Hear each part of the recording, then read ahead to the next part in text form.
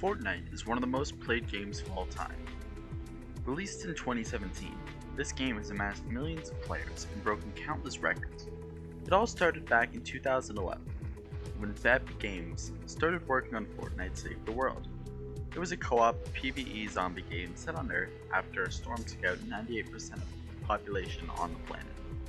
While playing this game, you can make weapons, fight husks, and save the world. The main point of this game was to push back the storm and to research data on this new version of Earth. Once they had finished this game, they released it in 2017. After a short while, they realized the game would be a flop. Another kind of game was trending, Battle Royale. The Battle Royale game mode was blowing up worldwide, and they knew they had to get in on it. Over the course of the next few weeks, they created a game mode called Fortnite Battle Royale, and this is where our story starts. It's September 26, 2017, and Fortnite Battle Royale has just been released to the public. To many trendy games such as PUBG, the Battle Royale game mode was the hottest thing on the market and a must-have for a game in 2017. With Epic Games being so late to the Battle Royale concept, it would have been impossible for the game to blow up, unless of course they released it on every platform possible for free. Only a month later, and Fortnite Battle Royale had already passed 10 million players, and that was only the beginning. People were obsessed with the idea of an 100-player free-for-all, or the team-up game mode where it's a fight to the death. Shortly after, the item shop is released, and for $10, you could buy character customizations in the form of V-Bucks. Wearing skins of course gave you no competitive advantage, but it was definitely known to stay away from players who had made in-game purchases, as they probably had more skill. The start of what we know now as streaming was somewhat birthed from Fortnite. Streamers like Ninja and Myth were early joiners to the game, and even today are some of the best players. They innovated the building mechanics into strategies and influenced the game on multiple occasions. It wasn't until late 2017, December 14th to be exact, that the game really blew up. On this day, Season 2 was released. Season 2 brought new items, new points of interest, and new character customizations. The players started exploiting every aspect of the game, building techniques, glitches, and more. What really sets this season apart, not only from before, but from the other games, was the release of the Battle Pass. It was another form of rewarding players depending on how much they played the game and how many challenges they completed. You could either use the free Battle Pass or upgrade to Gold for $9.50 USD to enhance your experience. Not only is your experience enhanced, but your item locker is also broadened. You can receive more than 100 items from a Battle Pass, consisting of V-Bucks, skins, emotes, and other unique items. It was a hot time to buy the Battle Pass because the game was still blowing up, and these skins were limited time, as in they would not be returning later in the game. Fast forwarding to December 2021, Fortnite had just claimed the spot of the most popular video game in the world. At this point, they were averaging 4 million daily players, 80 million active accounts, and 400 million accounts created. This was the highest point of the game, but it all goes downhill from here. Fortnite started to release broken strategies, making the good players even better. These glitches and cheats became really popular around Season 10 of the game. People glitching themselves under the map, making overpowered mechs invisible, and ruining the game for other players. From this point onwards, millions of players were taking breaks from the game. The meta kept changing, and some people just couldn't keep up with the evolution of the game.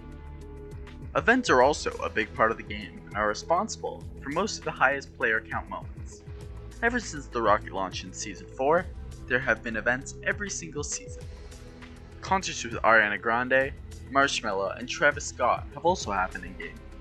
Nowadays, we're in Chapter 4. Each chapter is comprised of seasons. Chapter 1 started way back in 2017, where the game began. In the first few seasons, the storyline was pretty dull. It all started with a giant light in the sky. Throughout the first 3 seasons, a meteor was barely visible in the sky, teased by a few smaller rocks hitting random locations. In Season 4, the meteor hit the map and destroyed a location by the name of Dusty Depot, renaming it to Dusty Divot, and with other fragments of this meteor hitting the map, it left craters everywhere. There was an alien inside the remains of the meteor in Dusty Divot, who ended up sending a prop rocket from a movie into the sky, creating a massive rift in the sky, which leads us now to Season 5. Straight from the start of this season, we see a lot of map changes, a new desert section, and Anarchy Acres replaced by Lazy Lakes.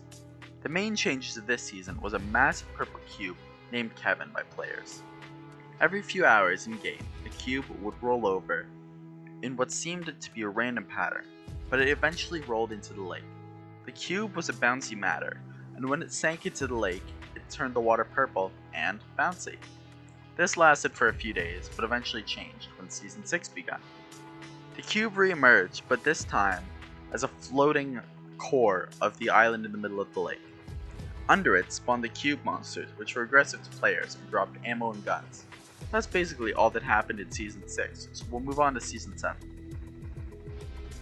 Season 7 has a big map change from an iceberg crashing into the side of the island, and the Ice King is here to wage war upon the people of the island. The only person that can stop him is the alien from Season 4, who goes by the name of the Visitor, who transforms into the Fire King when the Ice King evolves into his final blizzard form. His storm leaves quite the mess, covering many landmarks in ice and snow. The Fire King uses the last of his abilities to change the woods into a jungle volcano, leading into Season 8 of Chapter 1. There's a vault that was found under Loot Lake when all of the water was drained out. The term vault was used prior in game when a weapon or item would be removed because it was too powerful or unnecessary. This vault gave the player the chance to reinstate an item which had been previously removed, and they chose the drum gun during the event. This was mainly chosen by large streamers who were on during the game at that time. Ninja, who streamed the event and swayed the vote quite effectively. Season 9 and 10 are both pretty similar. In Season 9, there is a similar event to Pacific Rim, a large mech robot fighting off a large beast, like a Jaeger fighting a kaiju. Season 10 is the end of Fortnite Chapter 1. The world gets sucked into a black hole, in fact the same rift that the rocket made way back in Season 4. The screen goes black, and the game goes offline for 3 days. Nowadays, the game isn't the same, not only because of the changes made by Epic, but also because of the toxic community. On multiple occasions, players have made racist, sexist, and homophobic remarks to events in the game. 2 events in particular were targeted, the first being Rainbow Royale, an event for the LGBTQ members of the community, and many players stopped playing at that time, some even tweeting about it. The second was March Through Time, which was an event commemorating the life of Martin Luther King Jr. I myself had the chance to experience the event, and I learned a lot. However, I was appalled by the actions of other players. People used an emote to throw tomatoes at the screen during the I Have a Dream speech. What could have been a great learning experience for young players ended up being treated like a joke. All in all, Fortnite has come a long way from its humble beginnings, but I think it's far from over. As thousands of people join this game every day, it gets more and more popular. I'd personally consider this game a must-try, and worth a little bit of your time. I hope you've learned a little something or two about the game, and maybe you'd be interested in trying it out yourself. Fortnite Battle Royale.